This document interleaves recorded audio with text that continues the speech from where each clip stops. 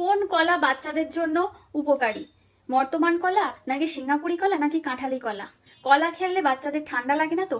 নানা রকম প্রশ্ন বাচ্চার মা বাবার মাথায় ঘুরতে থাকে। চলুন আজকে এই সকল প্রশ্নের উত্তর দেব এই ভিডিওর মাধ্যমে। তার আগে চ্যানেলটি সাবস্ক্রাইব করে দিন। প্রথমেই বলি, বর্তমান কলা, কাঁঠালি কলা বা সিঙ্গাপুরি কলা, প্রত্যেকটা কলারই আলাদাভাবে পার্থক্য নেই।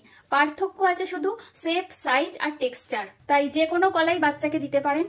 তবে কাঁঠালি কলার ক্ষেত্রে কেমিক্যালস থাকার চান্স অনেকটাই কম, তাই বাচ্চাকে কাঁঠালি কলাটা দেওয়াটাই বেশি উপকারী।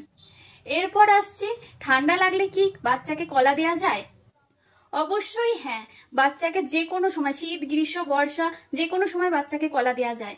যত সাইন্টিফিক এভিডেন্ট আছে এবং ইন্ডিয়ান একাডেমিক অফ পেডিয়াট্রিক্স পর্যন্ত বলে, কলার সাথে ঠান্ডা লাগার কোনো বিষয় নেই, বরং কলার মধ্যে ভিটামিনস, মিনারেলস এবং অক্সিডেন্ট থাকে, যেগুলি বাচ্চার ইমিউনিটি পাওয়ার বাড়াতে খুবই কাজে লাগে।